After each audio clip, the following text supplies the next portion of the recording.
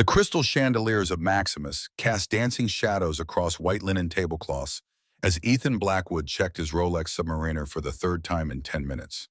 The most exclusive restaurant in Manhattan hummed with quiet conversations of New York's elite, but Ethan heard none of it. His steel gray eyes tracked the young waitress moving between tables with practiced efficiency, her dark hair pulled back in a simple ponytail that somehow made her more striking than the designer-clad women dining around her. At 52, Ethan Blackwood commanded respect without effort. His salt and pepper hair was expertly trimmed, his Tom Ford suit impeccably tailored to his still athletic frame. 20 years after leaving the Navy SEALs, he maintained the vigilant awareness of a man trained to notice everything. And tonight he had noticed Sophie Reed immediately. There was something about her, the way she carried herself with quiet dignity, the way she remembered every guest's preferences without writing them down, the way she seemed invisible until needed, then appeared as if summoned by thought alone. But what truly caught his attention was how she handled the elderly gentleman at table 9 who began to choke on his steak. While other servers froze, Sophie had moved with calm precision, performing the Heimlich maneuver with textbook perfection. More interesting still was the vintage Longines watch on her wrist, a man's timepiece worn and well-loved, utterly incongruous with her station, but treated with obvious care. Sometimes life gives you a second chance to do the right thing, but at a price you could never imagine. Tonight would change the lives of 3 people forever. But none of them knew it yet. Ethan took another sip of his Macallan 25, savoring the smoky warmth as it slid down his throat. 3 years. 3 years since he had truly tasted anything. 3 years since Lily vanished from her private preschool playground while his ex-wife Caroline was supposed to be watching her. 3 years of nightmares, false leads, and hollow reassurances from the FBI, where Caroline had once served as deputy director before their marriage fractured under the weight of his obsessive work schedule and her resentment. "Your Chateau Margaux, sir." Sophie placed the wine glass on the table with steady hands, though her pulse quickened under his intense gaze. Ethan Blackwood. She knew who he was. Everyone did. Billionaire CEO of Blackwood Technologies, the defense contractor specializing in AI systems that had revolutionized battlefield intelligence. His face graced the cover of Forbes more often than most people change their sheets. "Thank you." His voice was deep controlled, carrying the confidence of someone who'd never heard the word no. "You've worked here long." The question caught her off guard. Customers rarely asked about her life. She was part of the scenery, like the paintings on the walls. 6 months, sir." And before that, Sophie kept her eyes down, professional, distant. She'd learned early that engaging with men like him only led to trouble. "Various places. Will there be anything else?" Ethan leaned back, studying her with an intensity that made her skin prickle. The restaurant lighting caught the delicate bone structure of her face. She was younger than he'd initially thought, mid-30s perhaps, with intelligence burning behind those careful eyes. "No, that will be all." She nodded and retreated, feeling his gaze burn into her back. What she didn't see was Ethan deliberately sliding his black American Express Centurion card under his napkin before standing to leave 20 minutes later, walking out of the restaurant without settling his $937 bill. Sophie discovered the card 10 minutes after his departure, her heart stopping when she realized what it was. The infamous black card. Unlimited credit. She'd heard stories of people finding these cards and living like royalty for days before getting caught. Her hands trembled as she held it, the weight of temptation heavy in her palm. The smart thing would be to run it to the manager immediately. The desperate thing would be to use it. God knew she needed the money. Her studio apartment in Brooklyn barely qualified as habitable, and she hadn't bought new clothes in 2 years.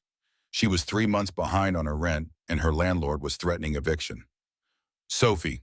Marco, the manager, appeared at her elbow. "Table 7 left without paying." She held up the card, making her decision in that instant. "He forgot his card. I'll take it to the address on file tomorrow morning." Marco frowned but nodded. "Fine, but first thing tomorrow. Understand, that's Ethan Blackwood's card. We can't afford problems with someone like him." "I understand." The lie tasted bitter on her tongue, but the plan already forming in her mind tasted worse. What Sophie didn't know was that every transaction from that black card would send an instant notification to Ethan's phone, and he was watching, waiting for her to do the wrong thing. She finished her shift at 11, her feet aching and her back screaming from 8 hours of navigating between tables.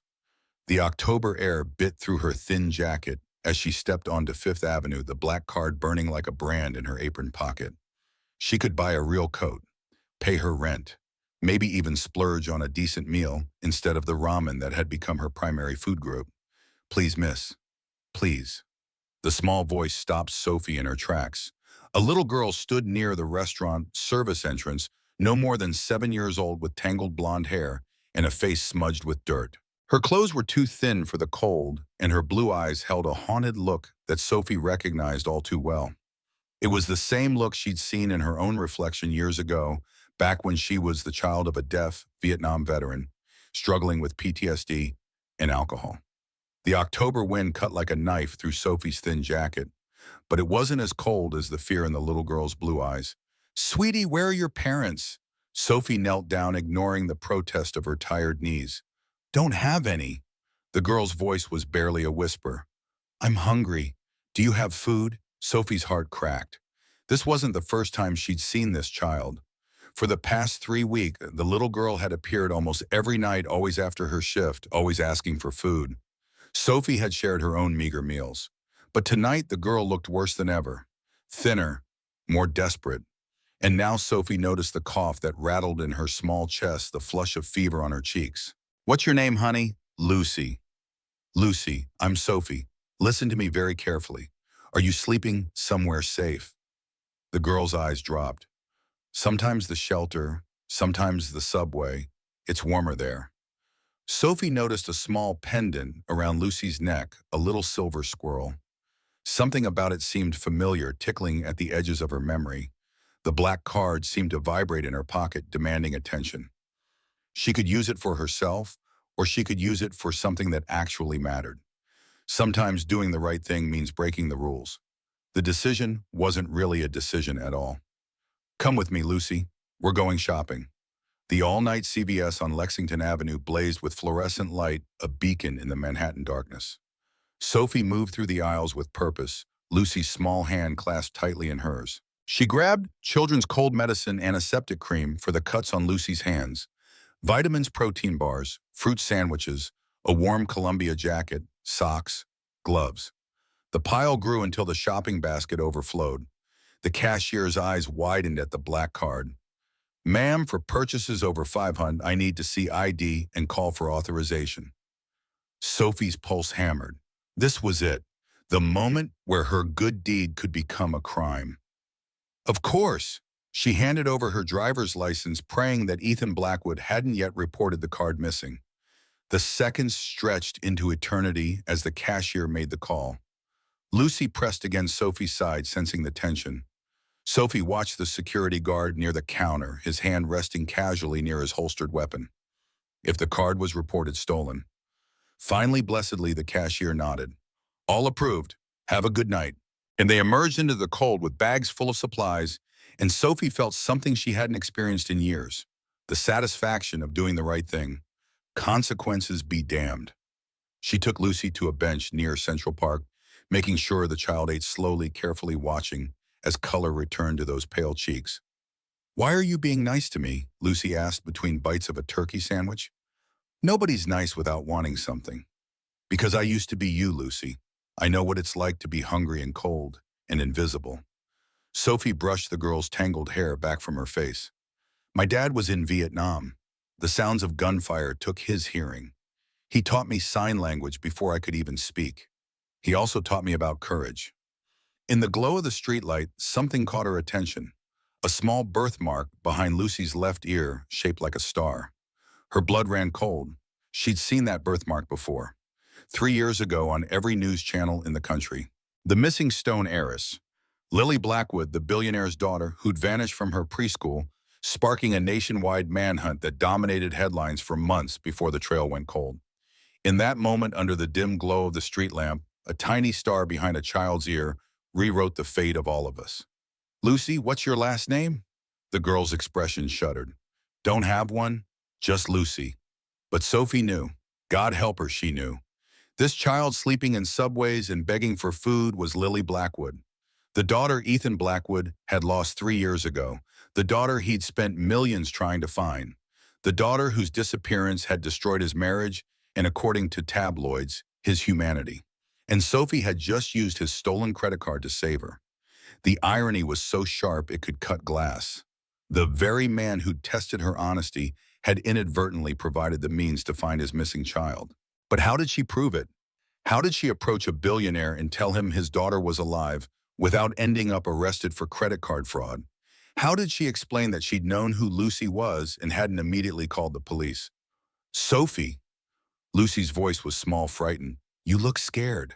Are you going to leave me too? No, baby, I'm not leaving you. Sophie pulled the child close, feeling the fragile body shake with cold despite the new jacket. But I need you to trust me. Can you do that? Lucy nodded against her shoulder, and Sophie's mind raced through impossible scenarios. She'd been trained for situations like this back when she had another life. Back when she was Catherine Reed, PhD clinical psychologist specializing in childhood trauma. Before Clara, her aunt, had destroyed everything she'd worked for and forced her into hiding. She'd spent 2 years rebuilding herself from nothing, taking a different name, working jobs that kept her off the radar. She'd survived by being smart, by staying invisible, by never drawing attention. But this child changed everything. This child was a mirror of her own past, and she couldn't walk away any more than she could stop breathing. The black card had one more transaction in it before Ethan Blackwood would inevitably notice and cancel it. One chance to do something that mattered. Come on, Lucy, we're getting you somewhere warm tonight. The extended stay hotel in Queens wasn't the Ritz, but it was clean and safe, and Sophie paid for a week with the black card, knowing this was the transaction that would end her freedom. She tucked Lucy into the clean bed, watching as the child's eyes fluttered closed, almost immediately exhausted from weeks of survival on the streets. Sophie's phone buzzed, a text from an unknown number. I know what you did with my card. Meet me at Maximus tomorrow at noon, or I call the police. Her hands shook as she read the message again. Ethan Blackwood knew. Of course he knew. He'd probably been tracking every transaction, waiting to see what she would do. This had been a test from the beginning, and she'd failed spectacularly. But as she looked at Lucy sleeping peacefully, maybe for the first time in months, Sophie realized she didn't regret a single choice. If going to prison meant this child got another chance at life, so be it. What she didn't know was that in his penthouse across the city, Ethan Blackwood was staring at security footage from outside the pharmacy. His heart stopped in his chest because there, holding the hand of his waitress thief, was a little girl with blonde hair and his late mother's blue eyes. His daughter, his Lily, alive. And the woman who'd found her was the same woman he'd set up to fail his test. The same woman who'd chosen to save a stranger's child instead of enriching herself. The same woman whose eyes held secrets he suddenly needed to unravel more than his next breath. Tomorrow's meeting had just become about something far more complicated than a stolen credit card. Tomorrow, Ethan Blackwood's carefully controlled world was about to explode, and he had a feeling the beautiful waitress with the kind heart and hidden past was going to be the one holding the detonator. 3 years of searching, millions of dollars to private investigators, every resource the FBI could offer, and his daughter was found by a waitress with a stolen credit card. Sophie arrived at Maximus 15 minutes early, her heart hammering against her ribs like a trapped bird. She'd left Lucy at the hotel with enough food for the day and strict instructions not to open the door for anyone. The little girl had clung to her, terrified of being abandoned again, and Sophie had promised something she had no right to promise, that everything would be okay. The restaurant looked different in daylight, less magical, more clinical. Marco intercepted her at the entrance, his expression a mixture of concern and accusation. Mr. Blackwood's people called this morning. They said you were meeting him here. His tone made it clear he knew something was wrong. Sophie, what did you do? My job, Marco. I returned his property. The lie came easily, smoothly honed by 2 years of hiding who she really was. Then why does he want to meet you privately in the wine cellar?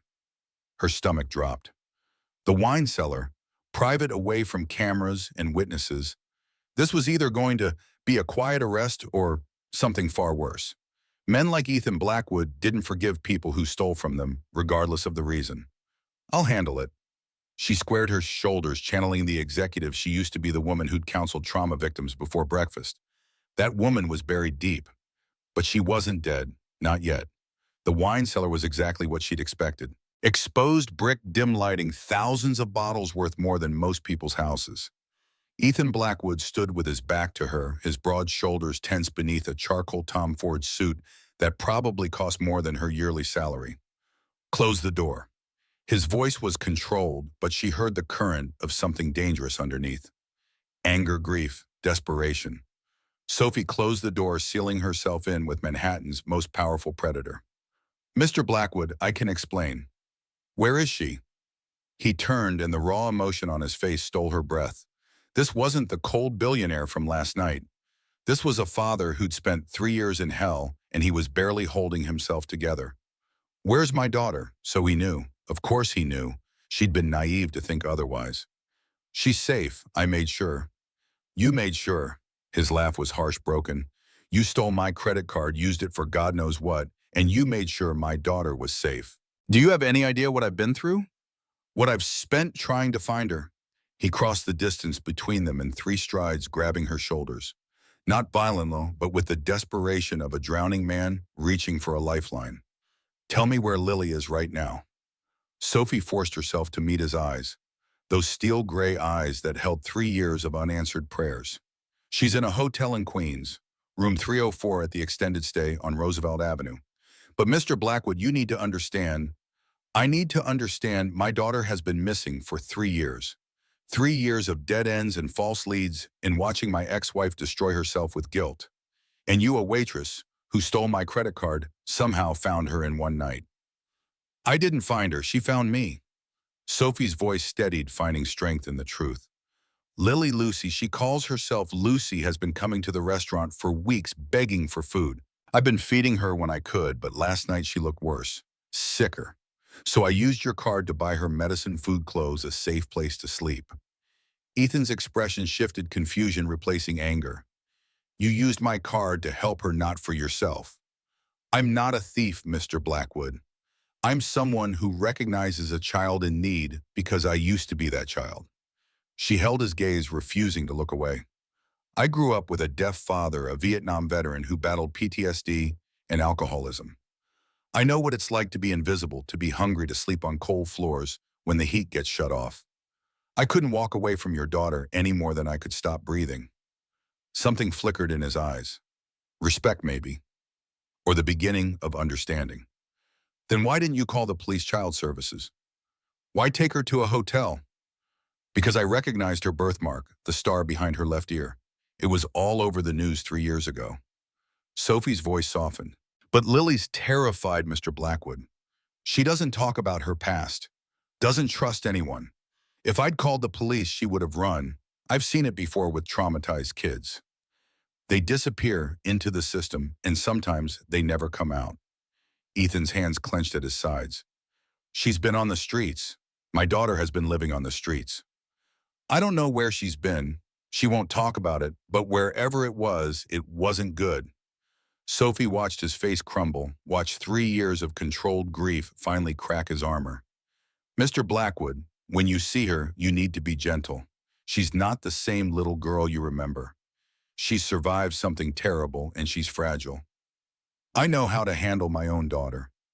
The words came out sharp, defensive, but his eyes betrayed his fear. He had no idea how to handle this, how to reclaim a ghost. Do you? Because the Lucy I know doesn't remember having a father. She told me she doesn't have parents. That's 3 years of memories, Mr. Blackwood. 3 years of whatever hell she's been living in, erasing everything that came before. If you go in there like an avenging angel demanding she remember you, you'll lose her again. This time, forever. The silence stretched between them, heavy with unspoken truths in impossible situations. Finally, Ethan's shoulders sagged, the fight draining out of him. Then what do I do? How do I get my daughter back? You let me help you. The words were out before Sophie could stop them. Reckless and stupid and completely necessary. Lucy, trust me. She'll let me bring you to her, but you have to follow my lead. Do exactly what I say and put your ego aside. Can you do that? Ethan studied her with new intensity, seeing past the waitress uniform to the woman beneath. Who are you really? Because no ordinary waitress talks to me like this. No one talks to me like this. Sophie's lips quirked despite the gravity of the situation. Someone who's not impressed by your billions, Mr. Blackwood. Money doesn't scare me. I've had it and lost it. What scares me is failing that little girl who's waiting for me to come back because I'm the first person in months who didn't treat her like garbage. You had money past tense. What happened? That's not relevant to getting your daughter back. She turned toward the door, but his hand on her wrist stopped her.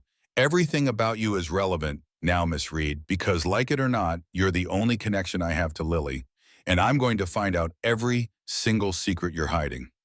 His grip was gentle but firm, and when she looked back at him, she saw a different kind of danger in his eyes.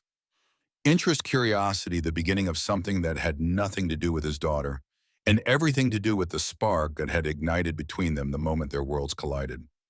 Then I guess you'll be disappointed, Mr. Blackwood. I'm just a waitress who made a choice. She pulled her wrist free, ignoring the heat his touch left behind. Now are we going to get your daughter, or are we going to stand here trading verbal jabs while she's alone and scared? We're going. He pulled out his phone, already moving toward the door. My driver will take us.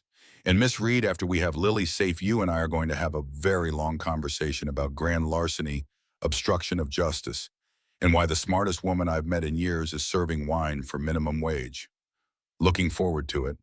The sarcasm was automatic defensive, but she saw the corner of his mouth twitch. Almost a smile, almost human.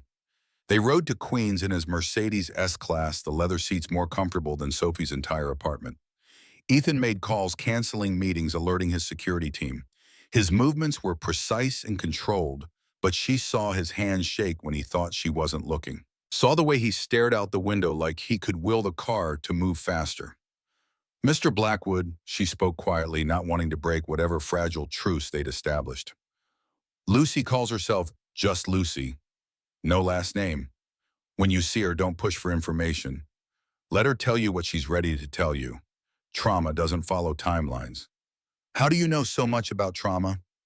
The question was direct, edged with the curiosity of someone who needed to understand everything. Because I lived it. Because I study it. Because some of us don't get the luxury of forgetting pain in Mr. Blackwood. We learn to carry it instead. She met his gaze, letting him see the truth she usually kept hidden. I have a PhD in psychology from Georgetown. Top of my class. I know how broken minds work, because mine was broken once too. His expression shifted again. Pieces of the puzzle clicking into place. Georgetown, that's not cheap. How does someone with a Georgetown PhD end up serving tables? The same way someone's daughter ends up sleeping in subways, Mr. Blackwood. Life doesn't care about your credentials when it decides to destroy you. The hotel appeared before he could respond. Shabby and unremarkable in the gray morning light. Sophie led him to room 304, her heart pounding. Lucy had trusted her. If this went wrong, that trust would shatter. And Sophie knew from experience that once broken trust never fully healed. She knocked softly. Lucy, sweetie, it's Sophie. I brought someone to meet you. The door cracked open, revealing one blue eye and a tangle of blonde hair. You came back. I promised I would. Can we come in? Sophie felt Ethan tense beside Armin, his entire body coiled with the need to rush forward to grab his daughter and never let go. She put a hand on his arm, warning him to wait. Lucy opened the door wider, and that's when she saw Ethan. The little girl froze, her eyes going wide with something Sophie couldn't quite read. Not recognition, not exactly, but something deeper. Cellular memory, maybe. The echo of a bond that couldn't be completely erased. Lucy, this is Ethan. He's here to help us. Sophie kept her voice steady, calm, even as she watched the most powerful man in New York fall to his knees in front of his lost daughter. Hi, Lucy. Ethan's voice broke on her name, years of grief compressing into 2 syllables. You don't have to be scared. I'm not going to hurt you. Lucy looked at Sophie, seeking permission, seeking safety. Sophie nodded, and slowly, carefully, the little girl stepped forward. She reached out one small hand and touched Ethan's face, tracing the wetness on his cheeks with wonder. Why are you crying? Lucy asked. Grown-ups don't cry. This grown-up does. Ethan caught her hand, gently holding it like it might disappear. I'm crying because I'm happy to meet you, Lucy. So happy. Ethan unclasped his Rolex, turning it over to show Lucy the inscription on the back. for my greatest legacy. His father's words to him now meant for his daughter. This was my father's. He gave it to me when I was a young man. It reminds me of what matters most. His voice was thick with emotion as Lucy's small finger traced the inscription. And in that moment, watching a broken father meet his lost daughter, Sophie, felt something shift in her chest. Something dangerous and impossible and completely inevitable. Because Ethan Blackwood wasn't just a billionaire or a test or a complication. He was a man capable of love deep enough to bring him to his knees. And that was the most terrifying thing of all. The penthouse overlooked Central Park like a kingdom surveying its domain. All glass and steel and money that whispered rather than shouted. Sophie stood at the floor-to-ceiling windows, watching the city sprawl beneath her feet, and tried not to feel like an imposter in Ethan's world. Lucy slept in one of the guest rooms, finally bathed and fed, and safe under the watchful eye of a pediatrician Ethan had summoned within an hour of arriving home. She's malnourished but stable. Dr. Patricia Chen emerged from the bedroom, her expression professional but kind. No signs of serious physical abuse, but she's emotionally shut down. Won't talk about where she's been or what happened. I've recommended a child psychologist who specializes in trauma, someone gentle. Whatever she needs. Ethan stood by the bar, a glass of scotch untouched in his hand. He hadn't left the penthouse in 6 hours, hadn't taken his eyes off Lucy's door for more than a few minutes at a time. Cost isn't a concern. I know, Mr. Blackwood. I'll have Dr. Williams contact you tomorrow. Dr. Chen turned to Sophie, studying her with interest. Lucy asked for you 3 times while I was examining her. You've made quite an impression. I just fed her. Sophie kept her voice neutral, uncomfortable with the attention. Anyone would have done the same. But they didn't. Ethan spoke quietly, his eyes meeting hers across the expanse of luxury. You did. Why? Because I remember what it feels like to be invisible. She turned back to the window, watching lights flicker to life across Manhattan as dusk settled. Because once upon a time, I was her and no one stopped to help. I swore if I ever had the chance, I wouldn't make the same mistake. Dr. Chen left with promises to return in the morning. And suddenly, Sophie was alone with Ethan Blackwood in a penthouse that cost more than most countries' GDP. The silence stretched between them, heavy with unspoken questions and impossible situations. You can't go back to that apartment in Brooklyn. Ethan set down his scotch, moving toward her with the controlled grace of a predator who'd spotted his prey. Lucy needs stability, and she trusts you. I'm asking you to stay. Help me navigate this at least until she's settled. You're asking me to live here? Sophie's laugh was sharp, disbelieving. Mr. Blackwood, I stole your credit card. I'm pretty sure cohabitation wasn't part of the punishment. I'm not punishing you. He stopped a few feet away, close enough that she could smell his cologne, some expensive thing that probably had a waiting list. I'm asking for help. Lucy won't talk to me. She barely looks at me. But you, she lights up when you walk into the room. Whatever connection you two have, she needs it. I need it. And what do I get out of this arrangement? She faced him, refusing to be intimidated by his proximity or his power. Besides a fancy prison and the pleasure of watching you try to bond with your daughter. His jaw tightened. Name your price. Salary, benefits, whatever you need. I'll pay off your student loans, set up a trust fund, buy you a house. Just stay. You think money solves everything, don't you? Sophie's voice was soft, dangerous. That's your problem, Mr. Blackwood. You've lived in this world so long that you've forgotten that some things can't be bought. Lucy needs time, patience, and someone who understands trauma. Those things cost nothing and everything, and your billions can't purchase them. Then teach me. The words came out raw, vulnerable. I don't know how to do this. I don't know how to be a father to a daughter who doesn't remember me. You have a psychology degree from Georgetown and personal experience with trauma. I have money and desperation. That seems like a fair trade. Sophie studied him, seeing past the arrogance to the terrified father underneath. This was a man who controlled empires, but couldn't control the one thing that mattered, his daughter's heart. Fine, I'll stay for 1 month. Not as an employee, but as Lucy's advocate. I answer to her needs, not your demands. She stepped closer, invading his space the way he'd invaded hers. And Mr. Blackwood, if you try to buy your way into her affections or push her before she's ready, I'm gone. Money or no money? Understood. Understood. His eyes darkened and she saw something flicker there that had nothing to do with his daughter. Interest, attraction, the dangerous spark of chemistry that had been building since the moment they met. But we need to establish some ground rules, starting with what I call you. Miss Reed is too formal for someone living in my home. Sophie is fine. She refused to acknowledge the heat spreading through her chest, the awareness of him that made her skin prickle. And I'll call you Ethan since we're apparently playing house. We're not playing anything. His voice dropped intimate and dark. I don't play Sophie. I win. And right now, winning means getting my daughter back and figuring out why the hell a Georgetown PhD with a psychology degree is serving wine instead of running a practice. That's none of your business. She moved a step past him, but his hand caught her wrist, gentle but firm. It became my business the moment you used my credit card to save my daughter. Like it or not, we're connected now. I protect what's mine. And until we figure out this situation with Lucy, you're under my protection. That means I know everything, starting with what happened to you. Let go of me. The words lacked conviction, and they both knew it. His touch sent electricity up her arm, unwanted and undeniable. Why did you really help, Lucy?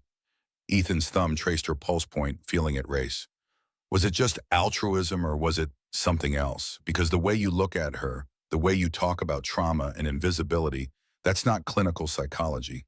That's personal. I already told you. She tried to pull away, but he held firm. You told me facts. I want the truth.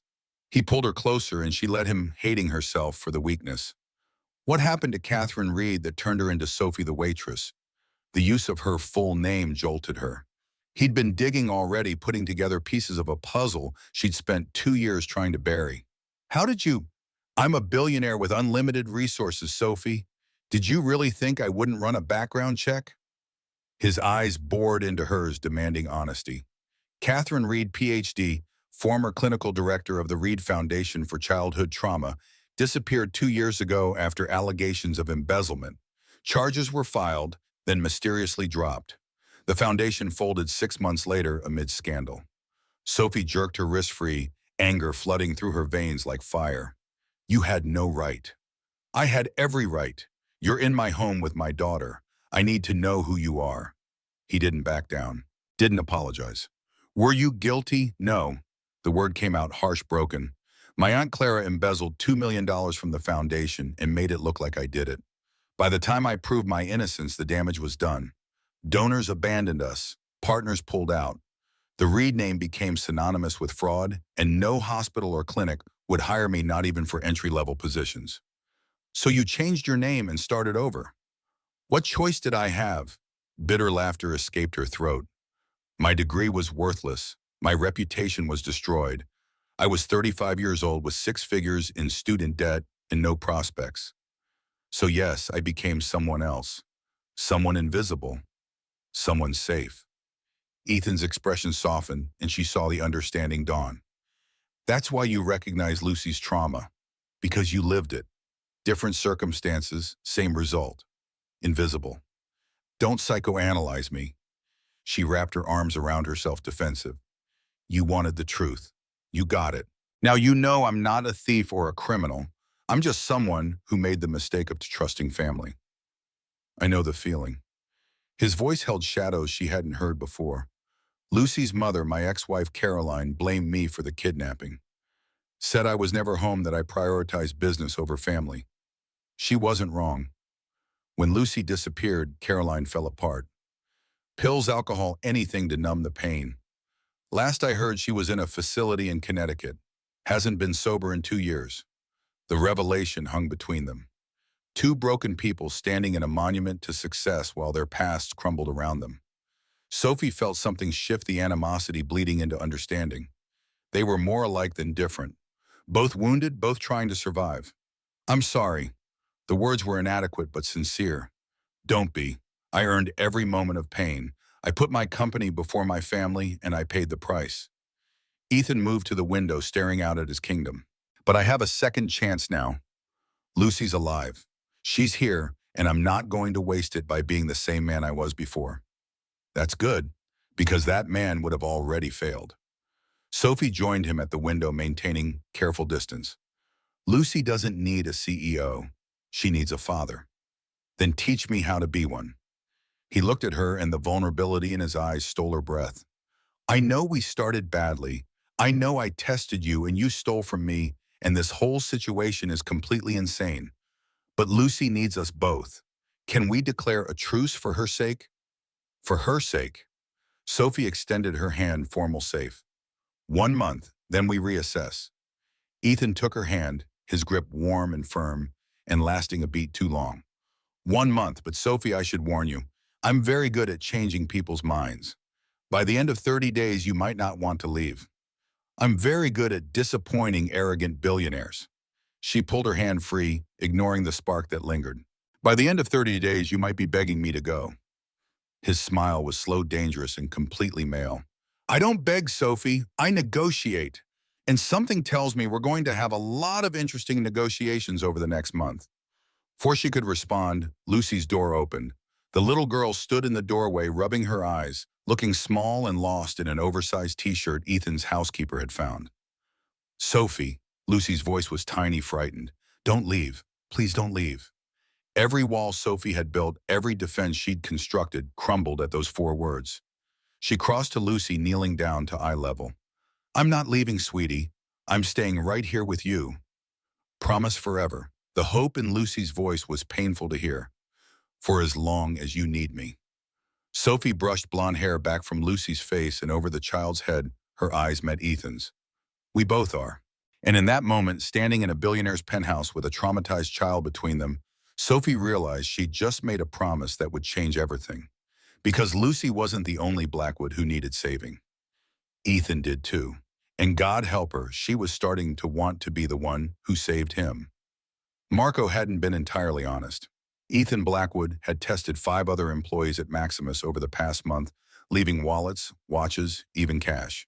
Sophie Reed was the 6th, the only one who'd used what she'd taken to help someone else. As he watched Sophie comfort his daughter, Ethan felt something he hadn't experienced in years. Hope, the terrifying, exhilarating possibility that his life might not be defined by loss anymore. 3 years ago, Ethan Blackwood deliberately forgot his black card to test a waitress's honesty. He'd expected to catch a thief. Instead, he'd found his daughter, a woman who challenged everything he thought he knew, and perhaps his redemption. Sometimes the beginning is actually a second chance in disguise. 2 weeks into their arrangement, Sophie had established a routine that kept her sane and Ethan at arm's length. Mornings with Lucy, breakfast, gentle conversations, art therapy techniques disguised as coloring. Afternoons while Lucy napped, research into childhood trauma recovery, consultations with Dr. Williams via video call. Evenings, family dinners where Ethan tried too hard and Lucy retreated into silence, watching her father with the wariness of a wild animal observing a potential threat. And nights were the problem. Sophie lay in her guest room in Egyptian cotton sheets against her skin, a mattress that cost more than her car's silence, so complete it screamed and thought about the man 3 doors down. The way he looked at her when he thought she wasn't watching. The way his hand lingered when passing Lucy between them. The way his voice dropped an octave when he said her name. She was in dangerous territory and she knew it. You're falling for him, Dr. Williams had observed during their last consultation about Lucy's treatment plan. Her kind eyes missing nothing. Your client's father. That's a complication. Lucy's not my client. Sophie had deflected, but the psychologist's words haunted her because they were true. She was falling and she had no idea how to stop. From her window, the Manhattan skyline glittered like something from a fairy tale. A world away from the Brooklyn apartment with its leaky faucet and unreliable heat. A world away from the life she'd built for herself after Clara had destroyed everything. She'd spent the day reviewing Lucy's progress with Dr. Williams. The girl was making small steps, sleeping through the night, occasionally having fewer episodes of panic when Ethan entered a room. But she still wouldn't talk about where she'd been for 3 years. Still clutched the little silver squirrel pendant like a lifeline. Still called herself Lucy, not Lily. She'll talk when she's ready, Dr. Williams had assured Sophie. You're creating safety. That's the first step. Safety. Such a simple word for such a complicated feeling. Sophie hadn't felt safe in 2 years, not since the day police officers had walked into her clinic and placed her in handcuffs in front of her patients. Not since the headlines, Reed Foundation director embezzles trauma victims' funds. The knock on her door came at midnight, urgent and quiet. Sophie grabbed her robe, her heart hammering. Lucy had nightmares sometimes, waking up screaming about shadows and cold and hunger. But when she opened the door, it was Ethan standing there, disheveled and desperate. "She won't let me near her." His voice cracked. "She had a nightmare and she's calling for you. And every time I try to comfort her, she screams, 'What am I doing wrong?'" Sophie didn't answer, just pushed past him to Lucy's room. The little girl was huddled in the corner, sobbing, her face buried in her knees. The sight broke something in Sophie's chest. "Lucy, sweetie, I'm here." She knelt slowly, non-threatening, using the techniques she'd learned years ago. "Can you look at me?" Lucy's head lifted, her face streaked with tears. "The bad man. He was here. He was trying to take me." Ice flooded Sophie's veins. "What bad man, Lucy? Can you tell me what he looked like?" "Tall, dark hair, scary eyes." Lucy's voice was barely a whisper. "He said I was bad, that I had to go back to the cold place." Ethan made a sound behind them, raw and wounded, and Sophie shot him a warning glance. "Not now, not when Lucy was this fragile." "There's no bad man here, sweetie. Just me and Ethan. You're safe." Sophie opened her arms, and Lucy crashed into them, small body shaking with terror. "I've got you. I promise you're safe." It took 20 minutes to calm Lucy down, another 10 to get her back to sleep. Ethan stood in the doorway the entire time, watching Sophie work magic he couldn't understand, watching his daughter find comfort in a stranger while rejecting him completely. When Lucy finally slept, Sophie followed Ethan to his study. He poured himself 3 fingers of scotch and downed it in one swallow, and his hand shaking. "She's remembering." His voice was hollow.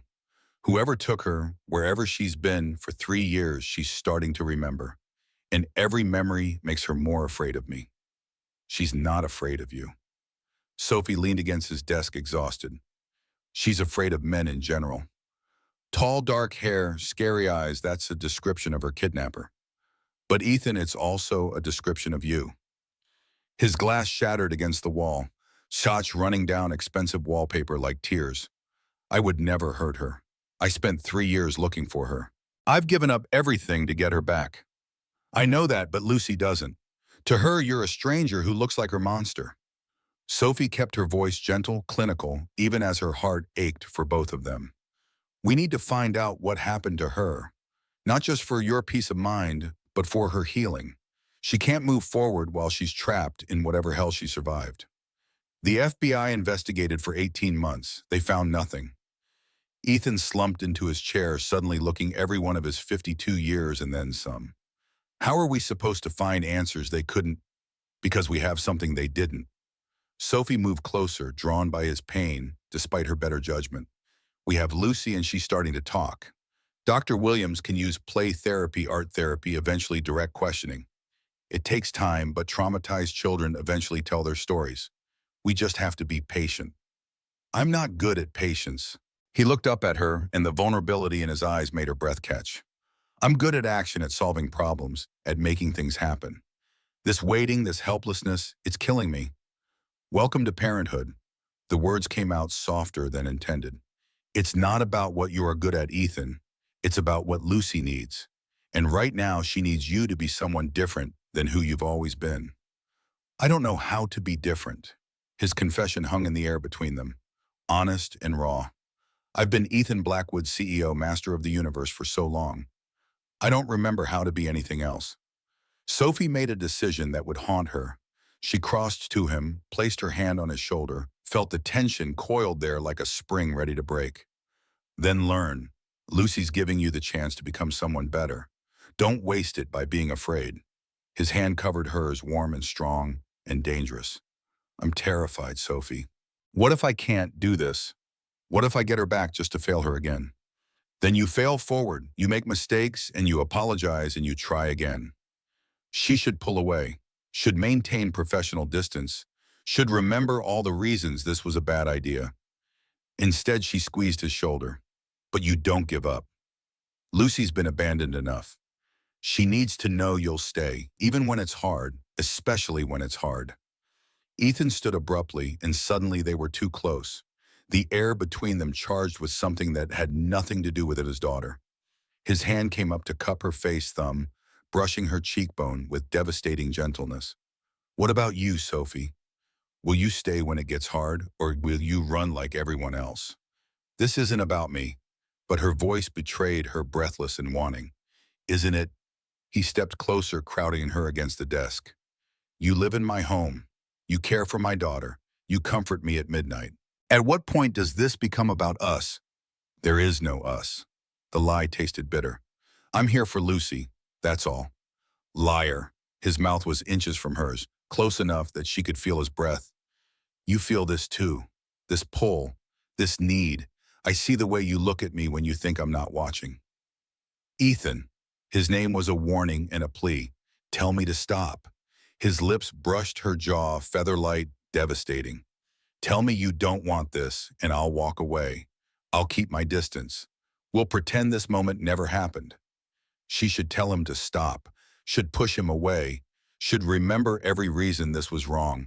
Instead, she tilted her head, giving him access to her throat, surrendering to the inevitable. I can't. The confession broke something open inside her. God help me. I can't. Ethan claimed her mouth with a hunger that matched her own. 3 weeks of tension exploding into fierce, desperate need. His hands tangled in her hair, pulling her closer, and she went willingly, wrapping her arms around his neck and kissing him back with all the loneliness and longing she'd been suppressing. It was wrong. It was complicated. It was everything she'd sworn to avoid. It was perfect. When they finally broke apart, both breathing hard, reality crashed back in. Sophie touched her swollen lips, horror replacing passion. This can't happen again. She stepped back, putting distance between them. I'm here for Lucy. Getting involved with you jeopardizes everything. It's already happened. Ethan's eyes were dark, possessive. You can pretend it didn't, but we both know that changes nothing. This thing between us, it's not going away. Then we ignore it. She moved toward the door, desperate for escape. For Lucy's sake, we pretend this never happened. Good night, Ethan. She fled before he could argue, before she could change her mind, before she could admit that he was right. Whatever was building between them wasn't going away. It was only going to get stronger, and that terrified her more than anything. The next morning brought new complications in the form of a woman Sophie had only seen in tabloids. Carolyn Blackwood Webb swept into the penthouse like a hurricane, all blonde hair and Max Mara clothes in barely concealed desperation. Where is she? Carolyn's voice was sharp, demanding. Where's my daughter? Ethan emerged from his office, his expression carefully blank. Caroline, I didn't know you were back in the country. I got your message about Lily. Carolyn's hands shook despite her imperious tone. 3 years, Ethan. 3 years of hell, and you didn't think to call me the moment she was found? I called you 2 weeks ago. You didn't respond. He kept his distance, and Sophie saw the history between them. Complicated and painful. Lily's not ready to see you yet. She's traumatized Caroline. She needs time. She needs her mother. Caroline's eyes found Sophie narrowing with suspicion. And who the hell are you, the new nanny?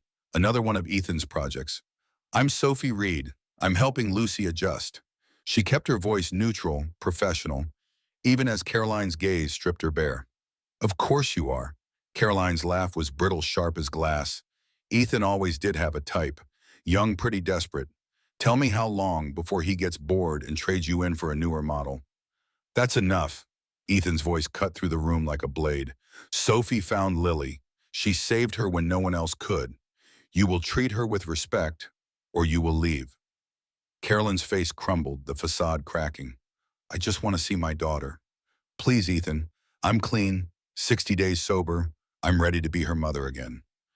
Before Ethan could respond, Lucy appeared in the hallway, drawn by the raised voices. Her eyes went wide when she saw Caroline, and something flickered across her face. Not recognition. Fear. No. Lucy backed away, shaking her head. No, no, no. Make her leave. Make the bad lady leave. The room froze. Carolyn made a sound like a wounded animal. Ethan looked gutted, and Sophie understood with terrible clarity that whatever Lucy had survived, Caroline was somehow connected to it. The bad man with dark hair and scary eyes. The bad lady. Two pieces of a puzzle that was about to destroy everything. The silence after Lucy's words was deafening. Carolyn stood frozen, her face drained of color, while Ethan looked between his daughter and his ex-wife with growing horror. "Lucy, sweetie, come here." Sophie moved toward the little girl, but Lucy was already running, disappearing into her room with a slam that echoed through the penthouse like a gunshot. "She doesn't mean that." Carolyn's voice shook. "She's confused, traumatized. She doesn't understand." "Understand what, Caroline?" Ethan's tone was deadly quiet. "Why would my daughter call you the bad lady? What did you do?" "Nothing, I did nothing." Carolyn's composure shattered completely. "I've been in rehab, Ethan. Connecticut. Remember, I wasn't even in the country when Lily disappeared." "Then why is she terrified of you?" Sophie kept her voice level, watching Caroline carefully. Years of reading people of surviving her aunt's betrayal had taught her to spot lies. And Caroline was hiding something. "I don't know." Carolyn's hands clenched into fists. "Maybe whoever took her looked like me. Maybe she's projecting. Children do that with trauma. You should know that, Miss Reed, since you're apparently the expert now." "Get out." Ethan's words were final. Absolute. "Until we figure out what Lucy remembers and why she's afraid of you, you're not seeing her. I'll have my lawyers contact you about supervised visitation once she's stable." "You can't keep me from my daughter." Caroline's voice rose hysterical. "I have rights. I'm her mother. You lost those rights when you spent 2 years in a drunken stupor while I searched for her." Ethan moved toward the door, opening it in clear dismissal. "Leave, Caroline, now before I have security remove you." Caroline's eyes blazed with fury and pain. She looked at Sophie, and the hatred there was palpable. "This isn't over. I don't know what game you're playing, Miss Reed, but I will find out. And when I do, you'll wish you'd never heard the name Blackwood." The threat hung in the air as Caroline swept out, leaving destruction in her wake. Ethan slumped against the closed door, his face gray. "She's involved." His voice was hollow. "My ex-wife is involved in our daughter's kidnapping." "How is that possible?" "We don't know that yet." Sophie moved to him, careful not to touch, despite wanting to offer comfort. "Lucy's memories are fragmented. The bad lady might not be Caroline. It could be someone who looked like her or someone Caroline knew. We need to talk to Lucy. Let Dr. Williams guide her through this gently." "I want answers now." Ethan pushed off the door, pacing like a caged animal. "I want to know who took my daughter and which farm. I want to know if Caroline was involved, and if she was, I want to destroy her. And I want Lucy to feel safe." Sophie blocked his path, forcing him to look at her. "Your need for revenge doesn't trump her need for healing. We do this carefully, Ethan. Buy the book, or we risk breaking her further." His jaw clenched, the battle between father and CEO raging in his eyes. Finally, he nodded. "We do it your way. But Sophie, if Caroline had anything to do with this, nothing will stop me from making her pay." "I wouldn't expect anything less." She turned toward Lucy's room, then paused. "And Ethan, last night, what happened between us was inevitable." He closed the distance between them, his hand cupping her cheek with devastating gentleness. "I know you want to pretend it didn't happen. I know you're scared, but I meant what I said. This thing between us isn't going away. And now, with Caroline back and Lucy's memories surfacing, I need you more than ever. Not just for Lucy, for me. Ethan, I'm falling for you, Sophie." The confession stole her breath. "I know it's too soon and too complicated and probably completely insane, but I can't stop it. Every time you walk into a room, every time you smile at Lucy, every time you challenge me or push back or refuse to be impressed by my money, I fall a little harder. And I think you feel it too." She did. God help her, she did. But admitting it meant risking everything. "We can't do this. Not now. Lucy needs stability. Not her father getting involved with the woman she depends on. Lucy needs to see what real love looks like." His thumb brushed her lips, and she couldn't stop the shiver that ran through her. "She needs to know that people can be good and kind and choose each other despite the obstacles." "Isn't that what you're trying to teach her? That the world isn't just pain and abandonment?" "That's not fair." "Nothing about this is fair." He leaned in, his forehead resting against hers. "But it's real. We're real, and I'm done fighting it. Before she could respond, Dr. Williams' urgent call came through. The psychologist had been reviewing Lucy's drawings from their sessions, and she'd found something that changed everything. They spread the drawings across Ethan's desk, each one more disturbing than the last. Dark figures, cold rooms, chains. But it was the final drawing that made Sophie's blood run cold. A woman with blonde hair standing next to a tall man, both of them watching a small figure huddled in a corner. Lucy drew this during our last session. Dr. Williams pointed to symbols in the corner of the paper. These marks, they're repeated in several drawings. I think they're letters. EI, Ethan frowned. What does that mean? Not EI. Sophie's hands shook as pieces fell into place. EVIL, she's trying to spell evil. She pointed to the figures. And these figures, the blonde woman and the tall man, Lucy's labeled them bad lady, bad man. Caroline and someone else. Ethan's voice was steel. My ex-wife helped kidnap my daughter. There's more. Dr. Williams pulled up another drawing on her tablet, this one showing a building with distinctive architecture. Lucy drew this when I asked her about the cold place. I had my assistant run it through image recognition. It's a warehouse in Red Hook abandoned for years, owned by a shell corporation. Trace the corporation. Ethan was already on his phone barking orders to his legal team. I want to know every person connected to that property. I want financials, phone records, everything. And get the FBI back on this case. Now. The next 3 hours were a blur of phone calls, legal maneuvers, and piecing together a nightmare. The warehouse was owned by a shell company connected to Caroline's brother Jason Webb, a man with a history of gambling debts, restraining orders, and connections to organized crime. A man who disappeared 3 years ago, right around the time Lucy vanished. Jason, Ethan's voice was hollow. Caroline's brother. He was at the house the day Lily was taken. He was saying goodbye, claiming he was moving to Europe for work. I never suspected because he was family.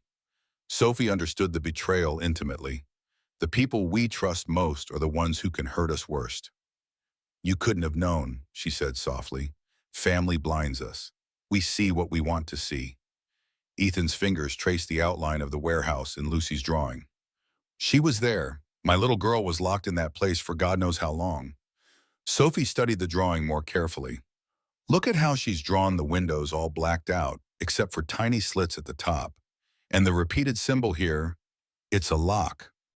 Ethan's jaw tightened. Multiple locks. She's giving us the pieces, Ethan, one by one. Sophie looked at him, seeing the father beneath the rage. But we need to be careful. If we push too hard, she might shut down completely. Dr. Williams nodded in agreement. Lucy's psyche is incredibly fragile right now. She's beginning to trust, beginning to feel safe enough to share these memories. But it needs to happen at her pace. And in the meantime, what Caroline walks free, the muscles in Ethan's neck corded with tension. She comes back, threatens. You terrorizes Lucy, and I'm supposed to just wait. No. Sophie's voice hardened. You're supposed to protect Lucy while we gather evidence. Real evidence that will stand up in court. That will make sure whoever did this to her pays for every second of suffering they caused. Ethan studied her face, seeing something new there. The fighter behind the healer. The woman who'd rebuilt herself from ashes. You've done this before. Well, it wasn't a question. You fought back when Clara betrayed you. And I lost. The admission tasted bitter. Because I was alone and she had connections. But you're not alone, Ethan. You have resources. You have the FBI. And you have me. His hand found her fingers interlacing. We'll do this your way. For now. The FBI descended on the warehouse within hours, and what they found confirmed every horrible suspicion. Evidence of long-term occupancy, children's clothes, DNA evidence matching Lucy's, and most damning of all, financial records showing regular payments from Caroline's trust fund to Jason Webb. For the past 3 years, Caroline had paid her brother to kidnap her own daughter. Sophie was reviewing the evidence photos when her phone buzzed with a text from a number she didn't recognize. I know who you are, Catherine. Stay away from the Blackwoods if you want your secret to remain a secret.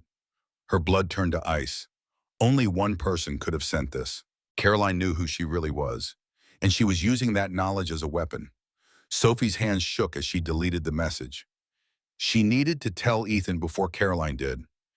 needed to explain that she'd never meant to deceive him, that keeping her identity secret had become a habit born of survival. But before she could find him, Lucy tugged at her hand. "Can we do the special words again?" the little girl asked, her eyes hopeful. "The ones with hands." Sophie smiled, pushing down her fear. "Of course we can practice ASL. What would you like to learn today?" "Family," Lucy said with surprising firmness. "I want to learn the sign for family." Sophie's heart squeezed painfully in her chest as she showed Lucy how to form the sign circling her hand to indicate those connected by love, not just blood. "Like us?" Lucy asked, her blue eyes serious as she repeated the sign. "You and me and—" She hesitated, then added, "Ethan." "Yes, sweetheart." Sophie's voice caught. "Like us." Lucy practiced the sign several times, then looked up with that direct, unsettling gaze children sometimes have. "The bad lady is coming back, isn't she?" Sophie froze. "Why do you say that?" "I heard her in my dream." Lucy's small fingers clutched Sophie's sleeve. "She said she's going to take me away again, back to the cold place." "That won't happen," Sophie said fiercely.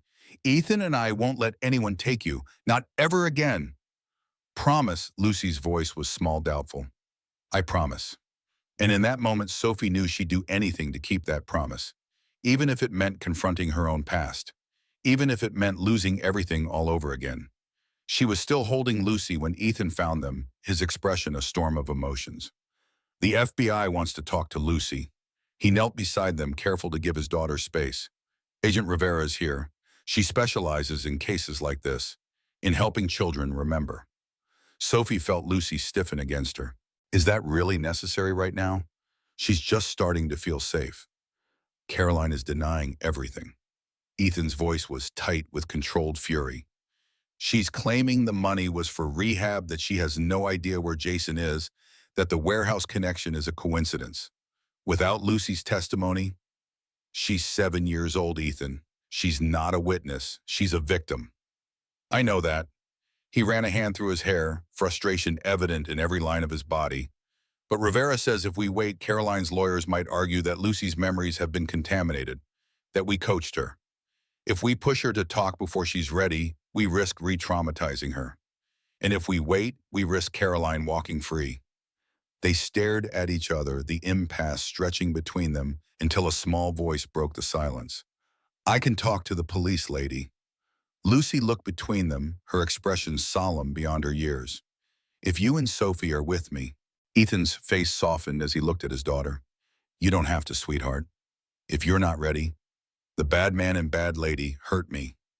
Lucy's voice was steady, though her fingers tightened around Sophie's. "They should go to jail. That's what happens to bad people, right?" "Yes," Ethan's voice cracked. "That's what happens. Then I want to help put them there." Sophie had never felt such a confusing mixture of pride and heartbreak. This small, damaged child was showing more courage than most adults, and all Sophie wanted to do was shield her from more pain. "Are you sure, Lucy?" she asked gently. Lucy nodded, her jaw set in a way that reminded Sophie startlingly of Ethan. "I'm not scared anymore. Not with you and Ethan here." Agent Rivera was everything Sophie could have hoped for: gentle, patient, trained in trauma-informed interviewing techniques. She set up the interview in Lucy's room, surrounded by her toys and drawings, with Sophie beside her, and Ethan watching through a live video feed from the next room. "We'll go at your pace, Lucy," Rivera explained, "and you can stop anytime you want. Nothing bad will happen if you don't remember something or if you need a break." Lucy nodded, clutching her squirrel pendant. "I'm ready." The interview began slowly, Rivera asking about Lucy's favorite foods, her favorite colors, establishing rapport, before gently steering the conversation toward more difficult territory. "Can you tell me about the squirrel necklace?" Rivera asked. "It's very pretty." Lucy touched it protectively. "Uncle Jason gave it to me, before the coal place. He said squirrels are clever and hide things for winter, and I needed to be clever too." "Uncle Jason," Rivera kept her voice casual, "is that the man you've been calling the bad man in your drawings?" Lucy nodded, her eyes downcast. "He wasn't bad at first. He said we were going on an adventure, that Daddy was busy and Mommy needed rest, so I was going to stay with him for a little while." Sophie felt her heart contract, the classic grooming techniques, making the child feel special. creating a false sense of security. But then he took me to the cold place, Lucy continued, and locked the door. And when I cried, he said Daddy didn't want me anymore, that I was bad and had to be punished. Watching through the monitor, Ethan made a sound of pure anguish. Sophie could see him gripping the edge of the desk so hard his knuckles were white. Was anyone else at the cold place? Rivera asked. Lucy hesitated, her small face clouding with confusion. Sometimes the bad lady came. She would argue with Uncle Jason. She brought food and medicine when I was sick. Can you describe the bad lady? Lucy glanced at Sophie, seeking reassurance. Sophie nodded encouragingly, though her stomach was knotted with dread. She looked like Mommy, Lucy whispered, but sometimes she wore a wig and glasses. She said it was a game of pretend so no one would know she visited me. Did she have a name? Did your uncle call her something? Lucy's brow furrowed in concentration. Caro. He called her Caro, and they fought a lot.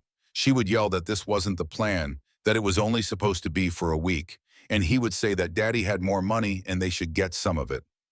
Sophie fought to keep her expression neutral, but inside pieces were falling into place with sickening clarity. Caroline and Jason had planned to fake a kidnapping, a brief one designed to scare Ethan, perhaps extract a small ransom. But Jason had seen an opportunity for more. Lucy, Rivera asked gently, did Caro ever try to help you leave the cold place? Lucy shook her head. She said it was too late, that everyone would be mad at her if they knew, that she'd go to jail. Her voice dropped to a whisper. She said she was sorry, but then she'd leave me there again. The interview continued for another 30 minutes, with Lucy providing more details about her captivity, the small room where she slept, the bathroom she could use only twice a day, the rare times she was allowed outside, always at night, always with Jason watching. When Rivera finally wrapped up thanking Lucy for her bravery, the little girl looked exhausted but somehow lighter. Did I do good? She asked Sophie. Will they go to jail now? You did amazingly, Sophie assured her, fighting back tears. You're the bravest person I've ever met. Lucy leaned against her small body, finally relaxing. I'm tired now. I know, sweetheart. How about a nap? Lucy nodded, already half asleep, as Sophie helped her into bed. She was snoring softly by the time Ethan entered the room, his face a mask of controlled rage. Rivera's filing the arrest warrant for Caroline now, he said quietly as they stepped into the hallway. Jason's already being hunted by the FBI, Interpol, and every bounty hunter with a pulse. Sophie nodded, feeling numb. What Lucy described, it's worse than I imagined. The psychological torture of being told her father didn't want her. I'm going to kill them. Ethan's voice was flat, emotionless. Both of them. No, you're not. Sophie took his hand, forcing him to look at her. You're going to be here for Lucy. You're going to help her heal. You're going to show her that her father does want her, has always wanted her, will always want her. His fingers tightened around hers. How do I do that? How do I erase 3 years of believing I abandoned her? One day at a time. Sophie led him away from Lucy's door, knowing they both needed distance from the horrors they just heard. One moment of safety, one proof of love at a time. It won't be fast, Ethan. It won't be easy, but it's possible. They reached his study, the evidence from the warehouse still spread across his desk. Photographs of the small, windowless room where Lucy had spent 3 years of her life. Financial records showing the steady flow of money from Caroline to Jason. Text messages recovered from Caroline's old phone, planning the initial lesson for Ethan. I don't understand, Ethan said, staring at the evidence of his ex-wife's betrayal. We had problems, yes. I worked too much. I wasn't present enough. But this, taking our child to punish me, what kind of monster does that? The kind who never learned that love isn't a weapon. Sophie picked up a photograph of Caroline and Jason at a charity gala taken just months before Lucy's kidnapping. The sibling resemblance was striking, both tall, blonde, with the same sharp features. But there was something in Jason's eyes, a coldness that Sophie recognized from years of working with predators. Carolyn has been controlled by Jason her entire life. That came out during their interviews. Their parents died when she was 12 and he was 18. He raised her, shaped her, taught her that love means control. That doesn't excuse what she did. No, it doesn't. Nothing could. But it might explain it. Ethan sank into his chair, the weight of the day finally catching up to him. I should have seen it. All those years we were married, I should have seen how toxic her relationship with Jason was, how he manipulated her, how she always deferred to him even when he was clearly wrong. We rarely see the dysfunction in the families of those we love until it's too late. Sophie thought of Clara, of the years she'd spent making excuses for her aunt's increasingly erratic behavior. The loans that were never repaid, the missing donation checks, the inexplicable cash withdrawals. We want to believe the best of family. I believe the best of Caroline, and my daughter paid the price. Ethan's hand curled into a fist on his desk. 3 years in a warehouse. 3 years being told her father didn't want her. 3 years with only monsters for company. Sophie moved behind him, her hands resting lightly on his shoulders, feeling the knots of tension there. But she survived Ethan. She survived, and she's home, and she has you. That's what matters now. He reached up, covering her hand with his. And she has you. We both do. The simple statement hung in the air, loaded with meaning, with possibility, with danger. Sophie should pull away, should maintain boundaries, should remember all the reasons she couldn't afford to fall for Ethan Blackwood. Instead, she squeezed his shoulder. Yes, you do. And in that moment, as the evidence of unspeakable cruelty lay spread before them, they found an unlikely comfort in each other, a shared determination to protect the sleeping child down the hall, a tentative bridge across the chasm of their different worlds. Sophie's phone buzzed again, another text from the same unknown number. Time's running out, Catherine. Walk away from the Blackwoods now, or I'll make sure everyone knows who you really are and what you really did. Carolyn making one final desperate play, using the only weapon she had left, the truth about Sophie's past, a truth that was far more complicated than Ethan knew. Sophie slipped the phone back into her pocket without responding. Some battles would have to wait. Right now, Lucy needed her. Ethan needed her. And for the first time in 2 years, Sophie needed someone too. The storm was coming, Caroline's arrest, Jason's eventual capture. The trial that would expose every ugly detail of Lucy's captivity to the world. The inevitable questions about Sophie's identity and past. But for now, in this moment of fragile peace, Sophie allowed herself to believe that maybe, just maybe, they could weather it together. The New York Times headline was brutally direct: socialite arrested for kidnapping own daughter. The Wall Street Journal took a different angle. Blackwood heiress found after 3-year nightmare. And the Post never won for subtlety. Mommy dearest Caroline Blackwood paid brother to cage daughter. For 3 days, Sophie had kept Lucy away from televisions, newspapers, and the growing mob of reporters camping outside the building. The penthouse had become both sanctuary and prison, the floor-to-ceiling windows now covered with blackout curtains at the recommendation of Lucy's security team. The arrest had been quiet, almost anticlimactic. Caroline taken into custody at her Connecticut home, escorted to an unmarked car, her face hidden beneath oversized sunglasses. Her attorney released a statement proclaiming her innocence, claiming she was a victim of her brother's machinations, that she had been paying his blackmail demands, not funding a kidnapping. But the evidence told a different story. Text messages, bank transfers, witness statements from the hotel staff who had seen her visiting the warehouse. Lucy's testimony heartbreaking in its clarity. The FBI was closing in on Jason Webb, tracking him through Eastern Europe. Money trails, false passports, desperate moves from a man who knew his time was running out. Interpol had flagged his known aliases. Border agents were on high alert. The world was shrinking around him with each passing hour. He'll run until he can't run anymore, Agent Rivera had told them during her last update. Men like Webb always think they're smarter than everyone else. That arrogance will be his downfall. Sophie hoped she was right, hoped that Lucy would have that closure at least. The knowledge that the monsters who had stolen her childhood were facing justice.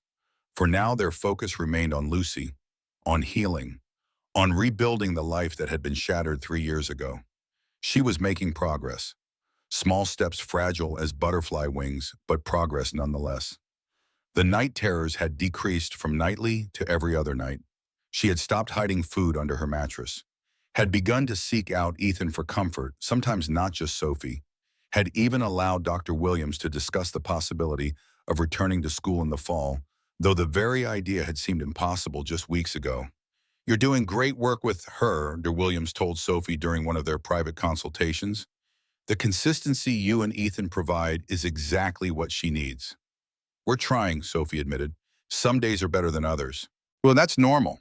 Dr. Williams smiled warmly. Healing isn't linear. There will be setbacks. The important thing is that she feels safe enough to process her trauma at her own pace. During their next session, Dr. Williams helped Lucy create a feelings map, a visual representation of her emotional landscape. With careful guidance, the doctor encouraged Lucy to assign colors to different emotions and then paint them onto a large canvas. Red is for angry, and Lucy explained, applying broad strokes to the bottom of the canvas. Blue is for sim, yellow is for happy, green is for safe.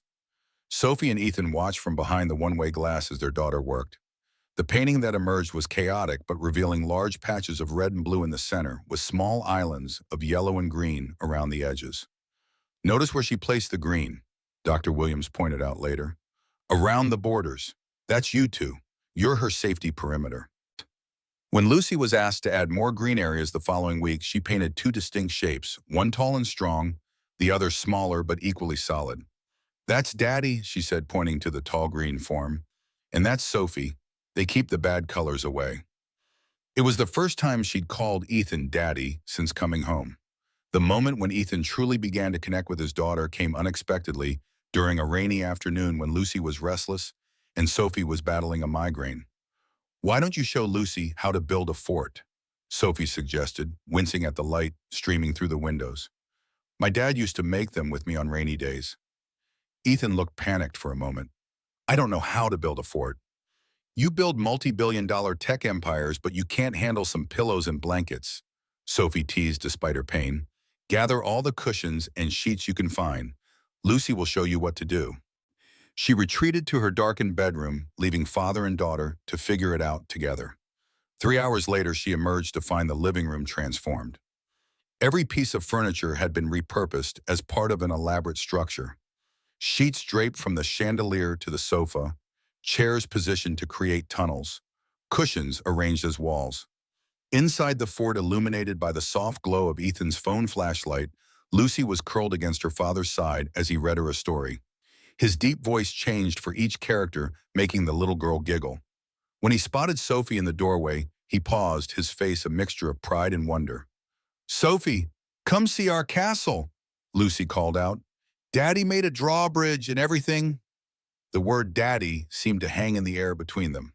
A gift, a milestone, a bridge across 3 years of absence. Sophie watched Ethan's eyes fill with tears. He blinked them away quickly, but in that moment of vulnerability, she saw everything. The grief, the joy, the overwhelming love for the child he'd thought lost forever. Some wounds would take a lifetime to heal, but some bridges could be built in a single afternoon. Sophie watched her now sitting at the kitchen island with Ethan, both of them bent over a bowl of pancake batter, Lucy carefully measuring vanilla extract with the intense concentration only a 7-year-old could bring to such a task. Their heads were close together, dark and light, the resemblance between them unmistakable in profile. In moments like these, the trauma seemed to recede, allowing glimpses of the relationship they might have had without the stolen years between them. 1, 2, 3. Lucy counted the drops with scientific precision. Perfect. Ethan's voice held the wonder of a man witnessing a miracle. Every normal moment with his daughter was exactly that miraculous. Sophie's phone vibrated in her pocket, breaking the peaceful tableau. Another text from the unknown number. Last chance, Catherine. Meet me at the Bethesda fountain. Noon today. Come alone or the Blackwoods learn everything. Carolyn was in custody. This had to be someone working with her, someone who knew who Sophie really was, someone willing to use that knowledge as leverage. For a moment, Sophie considered ignoring it, considered deleting it like the others. But the threats were escalating and she couldn't risk Lucy's recovery being derailed. It was time to face her past, all of it. I need to run an errand, she said, forcing lightness into her voice. I should be back for lunch. Ethan looked up, concern immediately apparent in his eyes. Everything okay? Fine. She smiled, the lie smooth after years of practice. Just something I need to take care of. Lucy's head snapped up, panic flashing across her small features.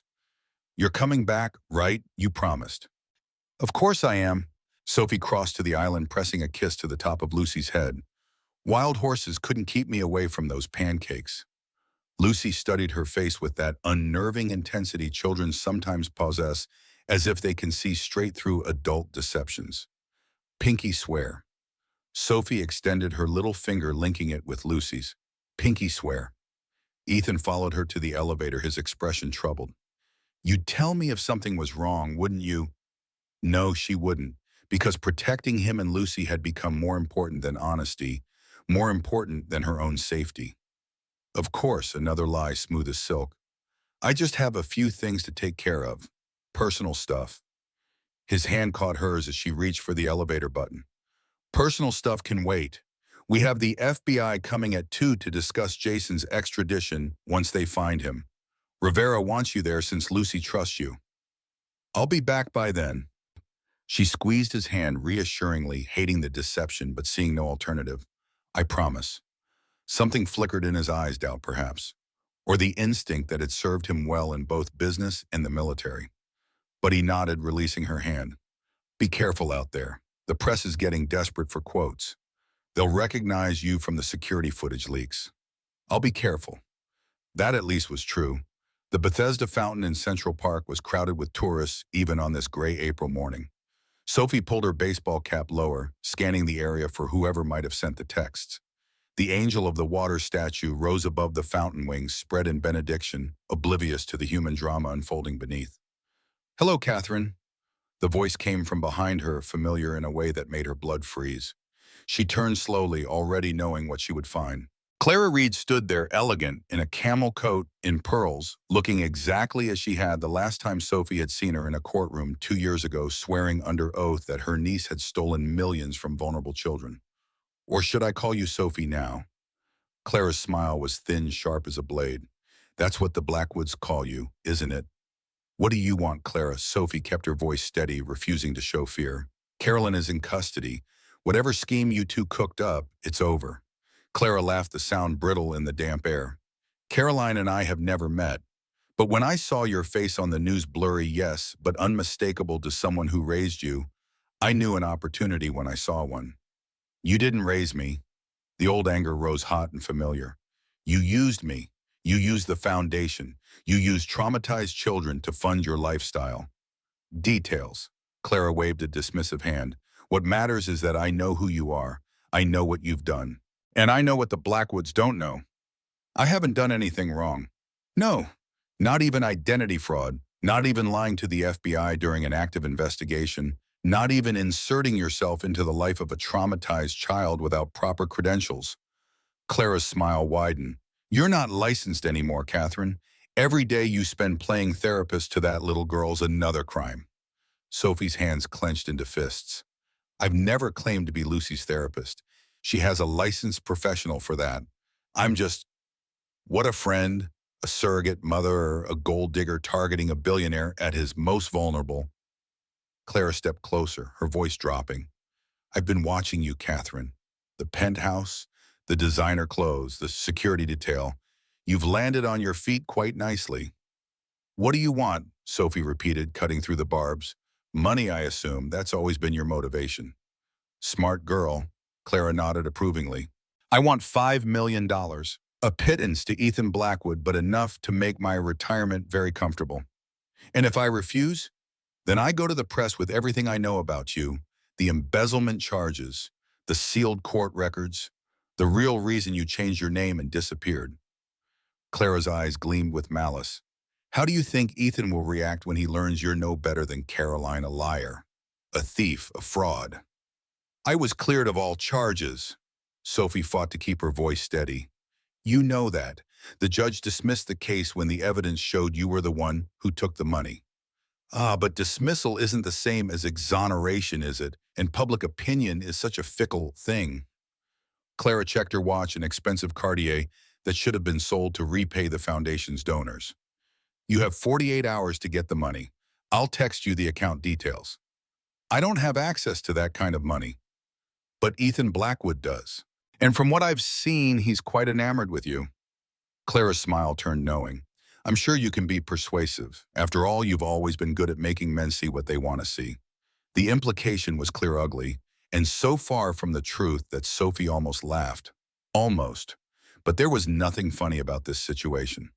Nothing funny about the way her past kept reaching for her no matter how far she ran. Goodbye, Catherine. 48 hours. Clara turned to leave, then paused. Oh, and if you're thinking of telling Ethan about our little chat, don't. The moment he knows, the press gets everything, including some particularly interesting photos of you with Senator Harrison's son back in the day. Remember those? The photos were from a charity gala, innocent but easily miscontextualized. Sophie had been the foundation's director, networking with potential donors. Harrison's son had been handsy after too much champagne. The pictures taken from certain angles looked compromising. You wouldn't dare. Try me. Clara's smile never reached her eyes. 48 hours. Sophie watched her aunt walk away, disappearing into the crowd of tourists, taking Sophie's fragile sense of security with her. She had come so far, had rebuilt herself from the ashes of Catherine Reed, had found purpose again in helping Lucy, had even allowed herself to feel something for Ethan, something real and unexpected and terrifying in its intensity. And now Clara threatened to destroy it all. Again. Sophie didn't remember the walk back to the penthouse, didn't register the reporters shouting questions as she slipped through the private entrance, didn't hear the security guards' greetings. Her mind raced through options, each more desperate than the last. She could tell Ethan everything, could hope that what they'd built over these weeks was strong enough to withstand the truth. But Clara's threat hung over her like a sword. The moment Ethan knew, the press would know, and Lucy would be caught in the crossfire of another adult's betrayal. She could pay the money herself, could ask Ethan for a loan without explanation. But $5 million was no small sum, even for him. He would ask questions, would demand answers she couldn't give. She could run, could disappear again, become someone new, somewhere new. But the thought of leaving Lucy, of breaking her promise, made Sophie physically ill. And the thought of leaving Ethan. The elevator doors opened onto the penthouse and the smell of pancakes and laughter greeted her. Lucy's high, clear voice, Ethan's deeper rumble. The normality of it struck Sophie like a physical blow. This was what she couldn't bear to lose. Sophie, Lucy spotted her first face lighting up, as if Sophie's return was a gift rather than an obligation. We made so many pancakes, and Ethan let me use the electric mixer all by myself. Supervised. Ethan clarified, his eyes finding Sophie's, his smile fading as he registered her expression. You okay? Fine. The lie came automatically. Just a little tired. Lucy was at her side in an instant, small hand slipping into hers. You should have a pancake. Pancakes make everything better. That's what Ethan says. Does he now? Sophie forced a smile, letting Lucy lead her to the kitchen island, now covered with a towering stack of slightly misshapen pancakes. That's very wise advice. Ethan studied her face, seeing too much. Lucy, why don't you set the table for us? Use the special plates. Lucy nodded solemnly, taking the responsibility seriously as she did all tasks Ethan assigned her. She was desperate to please him, to prove herself worthy of the love she feared might be conditional. Another legacy of her time in captivity that would take years to undo. The moment Lucy was out of earshot, Ethan moved closer. What happened? Nothing. Sophie busied herself with the pancakes, avoiding his gaze. Just a lot on my mind. His hand covered hers, stilling her nervous movements. Sophie, I've interrogated terrorists who were more convincing liars. Something's wrong. Tell me. The concern in his voice nearly broke her. It would be so easy to tell him everything, to let him fix it as he fixed all problems with money and power and sheer force of will. But Clara's threat loomed large. The press, the photos, the scandal that would engulf them all. It's personal, she said finally, the closest she could come to the truth. Family stuff, nothing for you to worry about. Family stuff, his eyes narrowed. I thought you didn't have any family left. It's complicated. She pulled her hand away, needing distance, needing to think. I'll handle it, like you handled everything else, alone, running and hiding instead of facing it. His voice had an edge now, frustration bleeding through the concern. When are you going to trust me, Sophie? Really trust me? This isn't about trust. But it was, of course it was. Trust in fear, and the terrible knowledge that once he knew the whole truth, he would look at her differently. would see Catherine Reed's failures instead of Sophie Reed's strength. Then what is it about?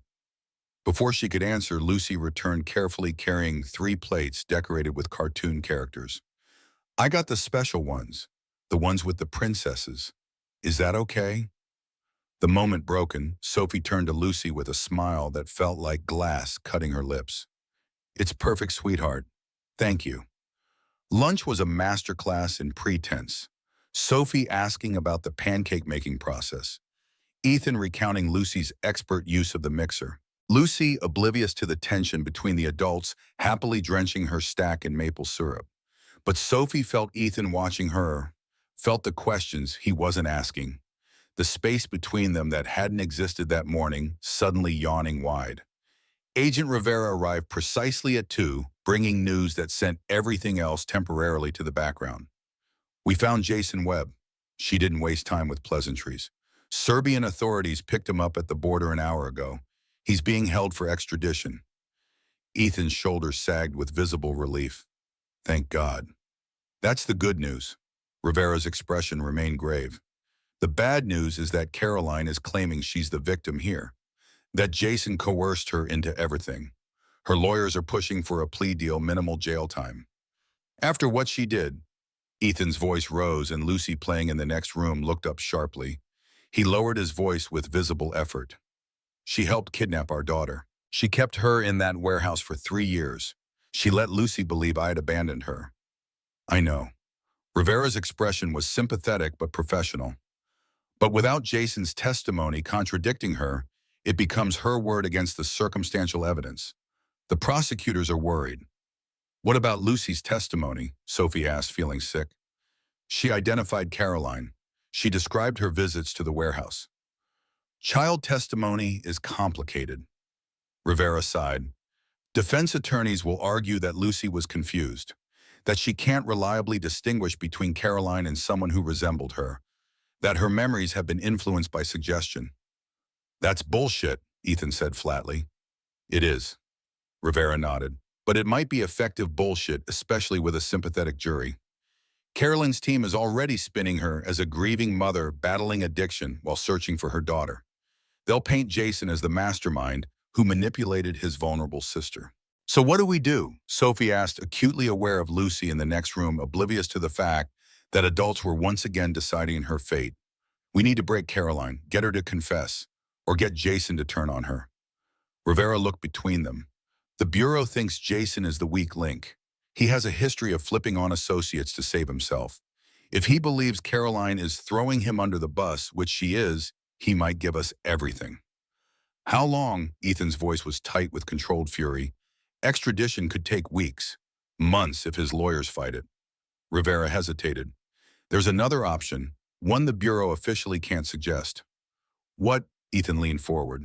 Caroline has requested a meeting with Lucy, supervised, of course.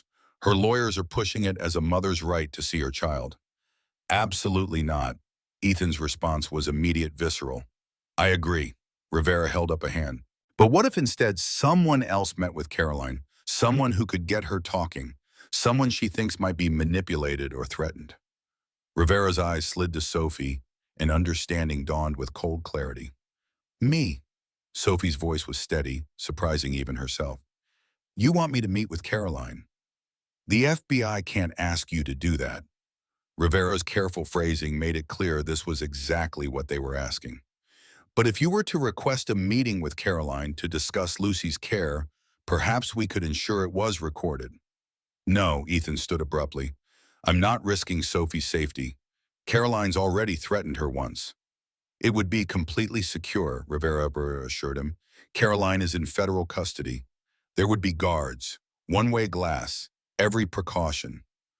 Sophie thought of Clara, of the 48-hour deadline, of the $5 million she needed to protect them all. I'll do it, she said, ignoring Ethan's sharp look of protest. But I need something in return. Name it. Rivera looked relieved. I want everything the FBI has on Clara Reed. Financial records, current whereabouts, everything. Rivera's surprise was evident. The woman who accused you of embezzlement, what does she have to do with this case? Nothing, Sophie said too quickly. It's a separate issue, personal. Sophie, Ethan began, but she cut him off. My terms are non-negotiable. I meet with Caroline, you give me Clara's file. Rivera studied her for a long moment, then nodded slowly. I'll see what I can do. No promises. But if your meeting with Caroline produces results, I'm sure we can find a way to share some information. It wasn't ideal, but it was something. A chance to fight both battles at once. To protect Lucy from Caroline and protect the Blackwoods from Clara. After Rivera left, Ethan confronted her in the kitchen, his voice low to avoid Lucy overhearing. What the hell are you doing? Caroline is dangerous. Even in custody, she has connections, resources. I can handle Caroline. Sophie kept her voice equally low. And this might be our only chance to ensure she pays for what she did to Lucy. And Clara Reed, what does she have to do with any of this? Sophie tensed. That's personal. Nothing is just personal anymore, Sophie.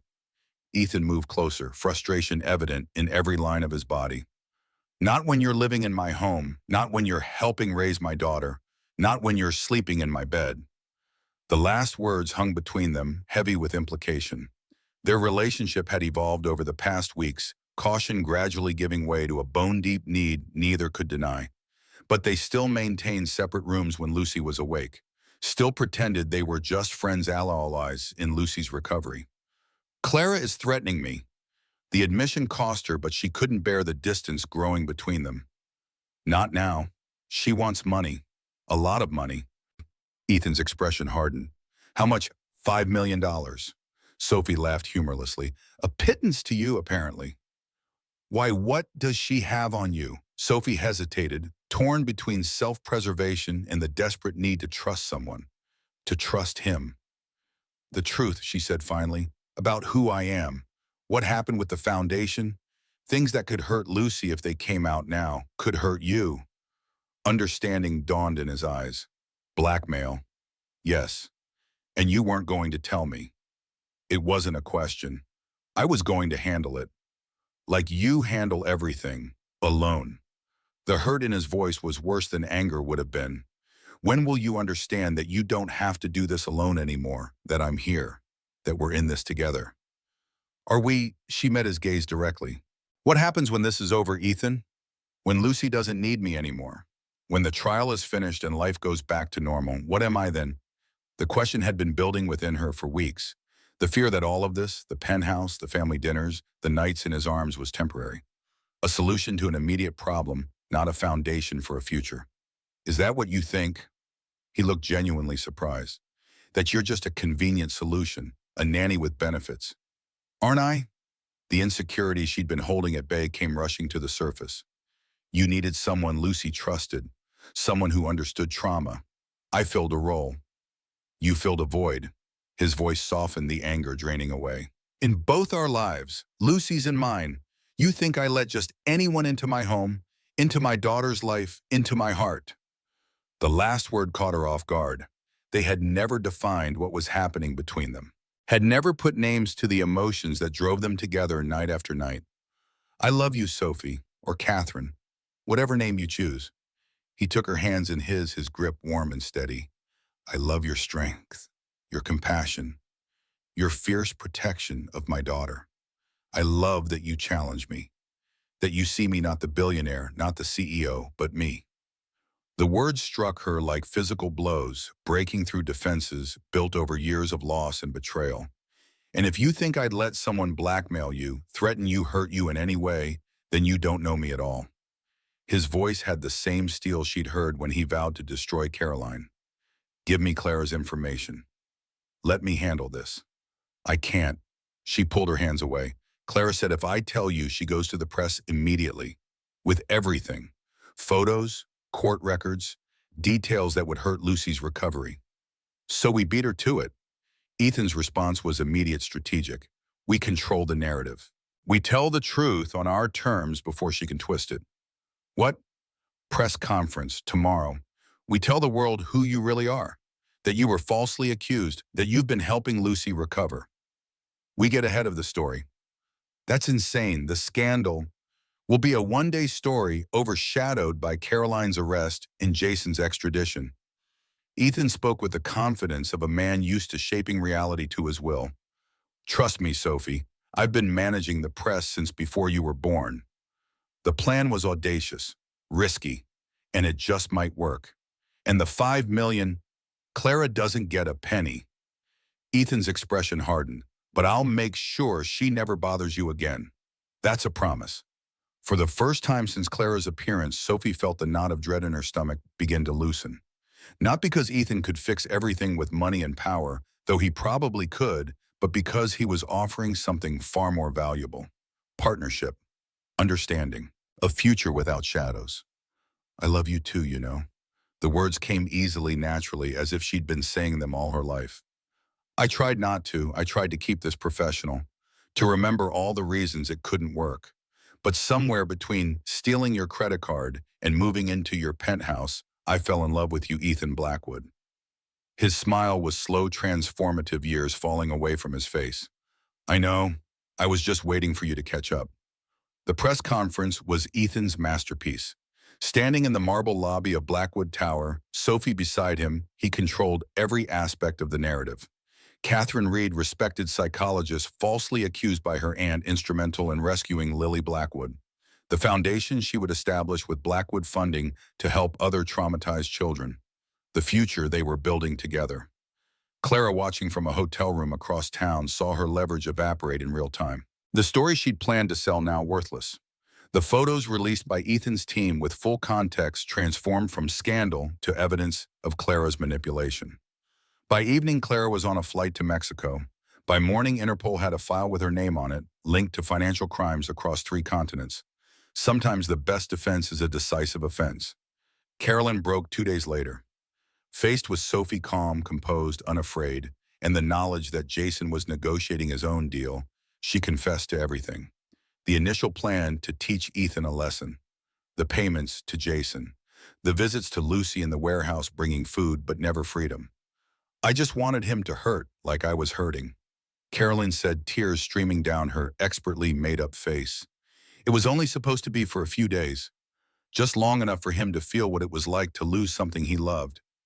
But then Jason saw an opportunity and it all spiraled, and I was trapped. You could have gone to the police at any time, Sophie replied, her voice steady. You could have saved your daughter from 3 years of hell.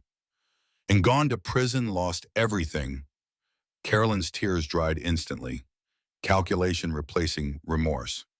You don't understand what it's like being married to someone like Ethan, always in his shadow, always less important than his company. I deserve better. And Lucy? What did she deserve? Carolyn had no answer for that. 25 years to life. That was the sentence Carolyn received after pleading guilty to kidnapping, child endangerment, and conspiracy. Jason, turning state's evidence, received 15 years with the possibility of parole. Justice of a sort, though no punishment could ever restore Lucy's stolen years. The trial became a media sensation, drawing national attention not just to the Blackwood case, but to the broader issue of parental child abduction. Senator Harrison, whose son had once made unwanted advances towards Sophie at a gala, became a champion for stronger legislation protecting children. The irony wasn't lost on Sophie, who found herself testifying before Congress about the psychological impact of trauma on young victims. This is bigger than one case, she told the Senate committee. Everyday children suffer betrayal at the hands of those meant to protect them. Our systems must do better. 6 months after Caroline's arrest, Lucy officially changed her name back to Lily. It was her choice, made with the support of Dr. Williams, a reclamation of her identity and her past. Lucy was scared all the time, she explained to Sophie and Ethan. Lily is brave. Lily has a daddy who loves her and a Sophie who protects her. Lily gets to go to school and have friends and sleep in a real bed. It was the most healing moment of all. The child who had been broken, beginning to reassemble herself piece by precious piece. Ethan took a step back from Blackwood Technologies, appointing a trusted COO to handle day-to-day operations while he focused on being a father. The company didn't suffer. If anything, his more balanced approach to leadership improved both innovation and employee satisfaction. He was still a brilliant businessman, but now his priorities were clear.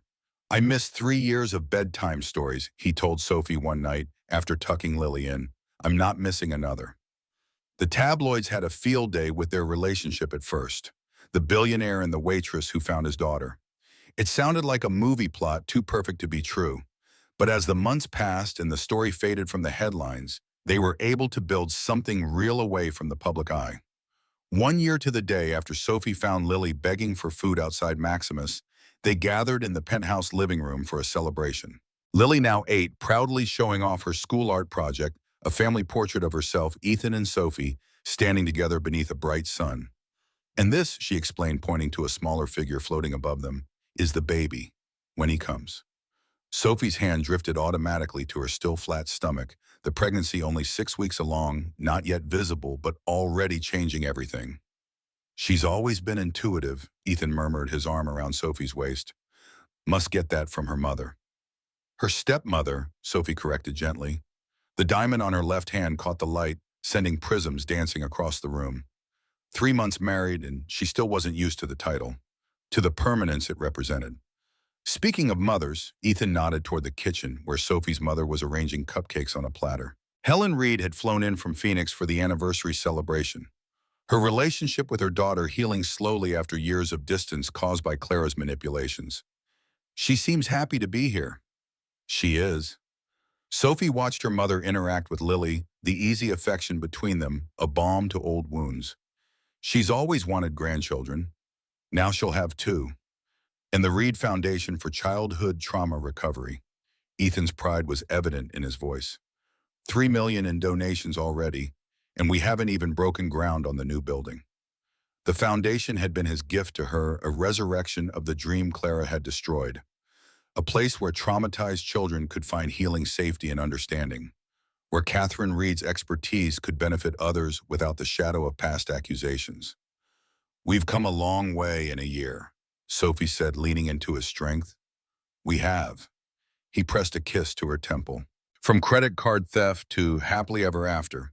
Who would have thought? I knew. Lily appeared beside them, her blue eyes serious.